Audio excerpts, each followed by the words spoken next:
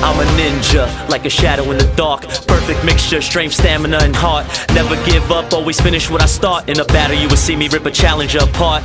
I gotta win, I refuse to lose. That's about the only thing I refuse to do. I'll give blood, sweat, and tears to reach my goal. I'm focused now, remain in complete control. I know it's mind over matter, I ain't feeling no pain. Go hard or go home, man, this isn't a game. This is what I live for, the very reason I train. So when they speak about the greats, they can mention my name. And I could say, I'm a ninja, I'm a ninja, I'm a ninja.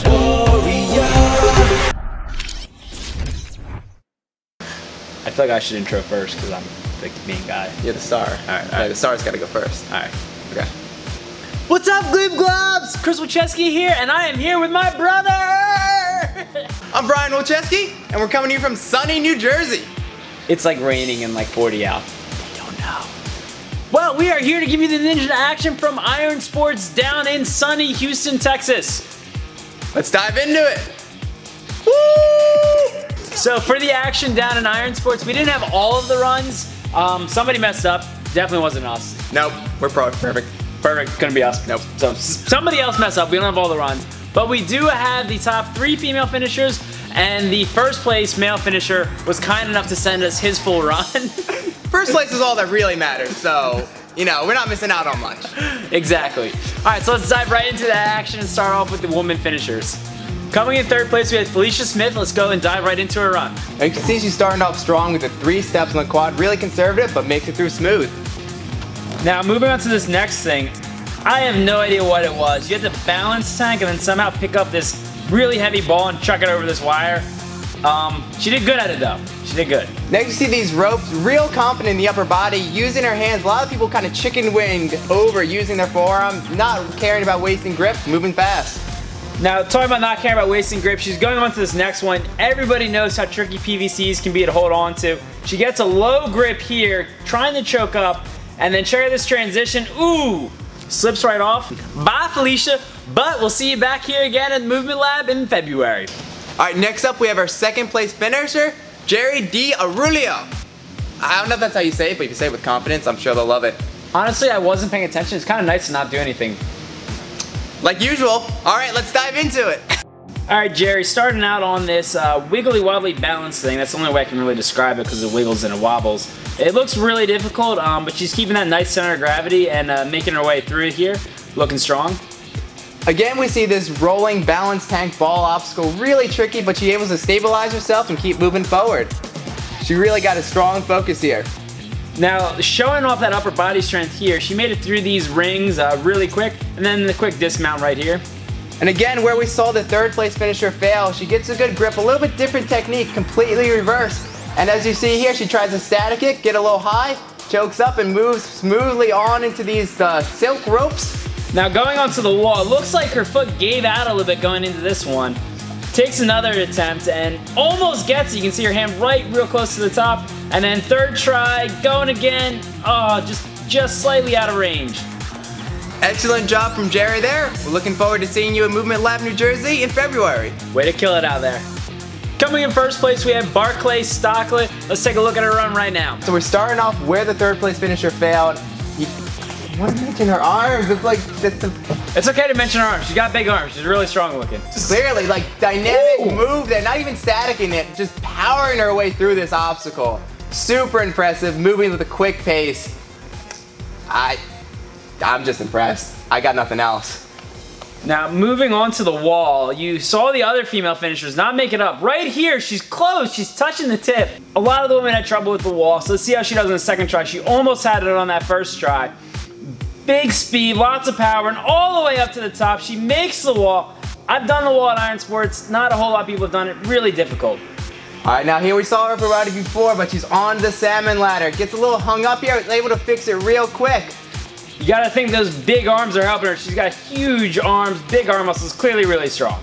Clearly, but see, this is gonna help her on the transfer. She pops her, oh, it looks so clean. That was beautiful. All right, makes her way up the salmon ladder on the other side, no hesitation. Gets a little swing for this next one, pops right up. Now you gotta think that her grip's getting a little bit taxier. She's getting towards the end of her run, and you can see she's struggling on this transfer. Really fighting it and straight down.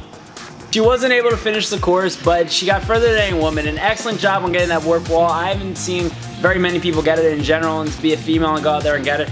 Excellent work. We're looking forward to see what you can do for the rest of the season, and definitely hoping that you'll make it out to the Movement Lab in February. What do we have left? Well, we gotta switch over to the male side now. We only have one run. First place. So let's take a look at it. Coming in first place, we have Thomas Stillings. Take a look at his run. You can see his baggy pants getting in the way a little bit, making it hard for him to get that leg lock, and resorting to his elbow over the top towards the very end. He switches to the hand technique. A little shake out there. Cameraman having trouble catching up with him going to the wall. He was really flying through this course. All right, and here you see pro move taking off the shirt. That's when you know something's gonna go down. Something epic is about to happen. I don't know what it is. Salmon ladder's next. Let's see what he does. Oh, pop up and over. Have you seen this before, Chris? I've done this before. This was my technique from back in ANW3. Let's see what happens. Oh! Oh, and the across! Right That was incredible. Huge time saver, too. Yeah, he must be. And now look at that. All that energy he saved, making this one look easy now, being able to fly right through this disc cliffhanger. Like I've never seen it like a disc cliffhanger. What is this? And multiple of them. Man, they're making up some cool stuff in Texas. Making this transition look really tough. It must be a tiny ledge. Now this last obstacle, he's got one more left. Trying to pump up the crowd and make it work. And look at this, another new one. It's like a hybrid between what you see at alternate routes with that inverted pegboard where you have to twist the pegs in, and the obstacle at Dan's where you have the balls and the free floating hooks. But last move right here, you know, going into the transfer, having a little trouble finding that hold. But using that one arm strength, being able to finish strong, and look at that. Excellent work there, Thomas. Great first place run. So that does it for the runs today. Right now we're gonna dive into a special segment that we're gonna do where we're gonna do a little question and answer. So we're gonna talk, you know, what questions do people have, and we're gonna answer some of the problems that you guys might be, you know, coming up with as you guys are looking to get involved in the NNL. So what's our first question, Brian? So the first one I hear a lot is, what is the structure of the league? How does it work? So the structure is pretty simple. There's competitions that are spread out all around the country. These are qualifying competitions. Now, qualifier consists of one stage that's 10 to 20 obstacles, and the top 5 male and the top 5 females will move on, and they'll be qualified to compete in the finals that will be happening February at the Movement Lab in New Jersey. Now these qualifiers, who can compete in them? So anybody can compete in them, and if you've already competed in one and you've qualified, you can still compete in other qualifiers and help rank up. Now, ranking up benefits you because if you get higher rank, you're gonna run later in the day on Saturday for the finals comp. So it's kind of like a strategic positioning. You wanna be that last runner, so you're gonna wanna accumulate as many points as possible in these competitions. Okay, so it's a move. So does any of this tie into the fantasy league that I've heard about? Kind of, but not really. So the Fantasy League is more for those of you who don't really want to do any of the competitions, but you want to participate in the ninja realm. So what you do is you build a fantasy roster of your favorite ninjas. So on any given weekend, you could pick guys that are competing like Noel, Jeff Britton, Jamie Ron, Captain NBC, and you can play them on your fantasy roster, and if they do good, they'll accumulate points for each obstacle completion.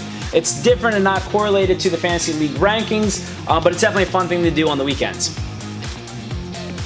What other questions you got for us?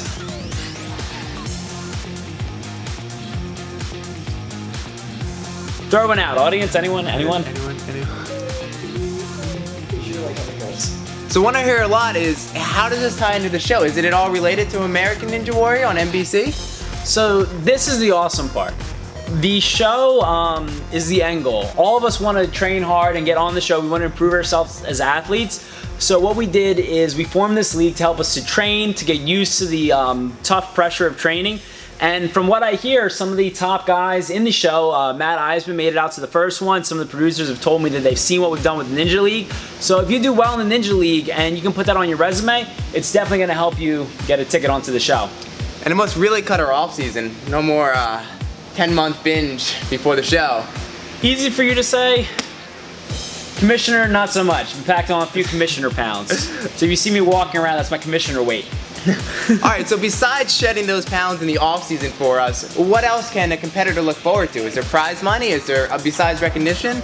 So besides recognition, we have some really cool prizes coming to the winner. So the winner is going to be able to train at any gym across the country and participate in all NNL events for the next year. So that's kind of like a thing to bring home, is like the reigning champ. Is any NNL gym you can go in, you can train at, and you can compete in those NNL comps for free. So you can really train hard and claim that title. Well, that's gotta be great, especially if you're in the Northeast. I hear a lot of gyms in this area are being part of the National Ninja League. Oh, definitely. The Northeast is probably one of the strongest regions represented, but as the season's gone on, we've gathered gyms from all across the country. We're looking at the San Francisco area, we have Houston. We're looking to fill in some of those gaps in that Midwest area and the South area as well. So definitely look to see at least 15 to 20 gyms this season, and we're looking to expand our roster for next season and hit some of those areas that are tough to reach that have new and up-and-coming gyms in their area. So it sounds like we have some amazing things going on right now. Is there anything we can look forward to in the future? Oh, definitely. So right now we're looking at big prize money for the top finisher. We're looking at different sponsors. So we've contacted different apparel companies and Ninja Warrior related companies to help us out to get that top male and top female some good prize money. Right now we're going to be having a grand prize for the top male and a grand prize for the top female at the championships in February. So you have that to look forward to. Amongst some other things. We definitely have some big stuff planned for season 2, but that's for later. Well, that sounds great. I mean, you're telling me not only do I get free access to gyms, but I get a little travel money to help get me there. What else would you want? Yep, exactly. So that about wraps it up for us here. It was great. Thanks for answering our questions. I'm Chris Lucheski, and that's the way the news goes.